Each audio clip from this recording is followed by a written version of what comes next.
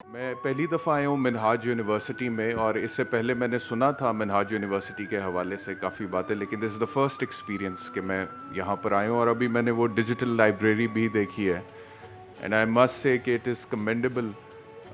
Robotic library بھی مجھے دکھائی گئی ہے ڈاکٹر صاحب، اور یہ تو میں نے ادھر بھی نہیں دیکھا تھا. کہ میں برطانیہ میں پڑھا ہوں تو ہم نے وہاں پہ لائبریریز وغیرہ تو بڑی زبردست دیکھی ہیں، لیکن جس طرح سے ڈیجیٹلائز اس کو یہاں پر آپ لوگ کر رہے ہیں، یہ میں پہلی دفعہ ہی دیکھ رہا ہوں.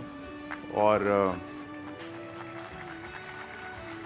اکثر ہم جب ٹیلی ویژن پر بیٹھتے ہیں اور گفتگو کرتے ہیں تو بہت دفعہ ہمیں بہت سارے معاملات پر عوامی سطح پر جا کر گفتگو کرنی پڑتی.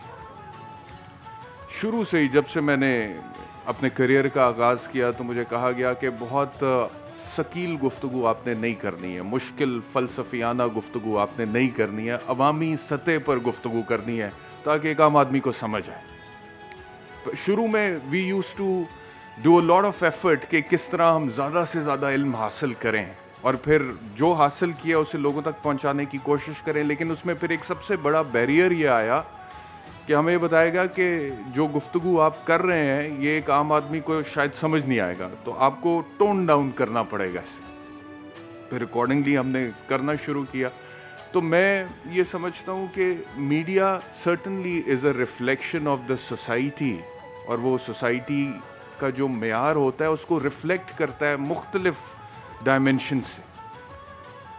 جو سوسائٹی ہے اسی کی ریفلیکشن میڈیا دکھا رہا ہے، اس پہ بات کر رہا ہے، اس پہ کامنٹری کر رہا ہے. شامی صاحب اس پہ تجزیہ کرتے ہیں، ہم لوگ بولتے ہیں اس کے حوالے سے.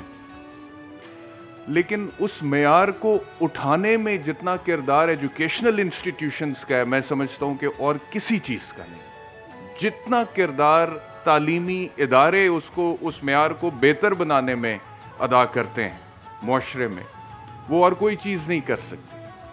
تو اس حساب سے منہاج القرآن، منہاج یونیورسٹی یہ جو کام کر رہی ہے، یہاں پہ اسٹوڈنٹس کی اتنی بڑی تعداد میں دیکھ رہا ہوں، اور مختلف ڈپارٹمنٹس ہیں، اور وہ ڈپارٹمنٹ آف اسپریچویلٹی بھی مجھے بتایا گیا کہ یہاں پر ہے، لا اسکول بھی ہے، دیگر بھی معاملات ہیں.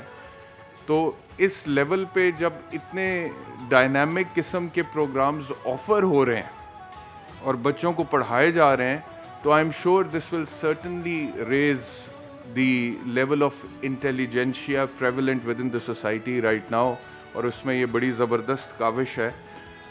اور ایک آخری بات علمی پوائنٹ آف ویو سے یہ کہ مجھے ہمیشہ سے اس بات کی، میں نے ڈاکٹر حسین صاحب سے، حسن صاحب سے، ڈاکٹر طاہر القادری صاحب سے میری جب ملاقات ہوئی تھی ماڈل ٹاؤن لاہور میں، تو میں نے ان سے بھی اس حوالے سے گفتگو کی تھی کہ مجھے بڑی تکلیف ہوتی ہے اس بات کی کہ ہم جب ویسٹ میں ویسٹرن سیکولر فلاسفرز کو دیکھتے ہیں، پڑھتے ہیں، جو سیکولرزم کی بات کرتے ہیں، جتنی یہ گیدرنگ ہے اس سے کئی گنا بڑی گیدرنگز ہوتی ہیں، لوگ بیٹھے ہوتے ہیں اور وہ آتے ہیں اور وہ گفتگو ہو رہی ہے upon the existence of God, on the role of religion, on the origins of religion, اس پہ گفتگو ہو رہی ہوتی. تو میں نے بڑی دفعہ یہ نوٹس کیا کہ جس اینگل سے وہ گفتگو کرتے ہیں، ہمارے یہاں پہ اس کا کاؤنٹر نیریٹو نہیں پریزنٹ کیا جاتا اس پوائنٹ آف ویو سے. ہمارے یہاں پہ بہت ساری جو فوکس ہے وہ ہمارے آپسی اختلافات پر،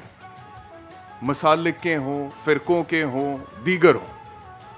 لیکن اسلام کو ریپرزینٹ کرنے کے پوائنٹ آف ویو سے یا مذہب کو ریپرزینٹ کرنے کے پوائنٹ آف ویو سے اس طرح سے کاؤنٹر نیریٹو اس طرح نہیں جاتا. لیکن منہاج القرآن وہ ادارہ ہے جو اس پر کام کر رہا ہے.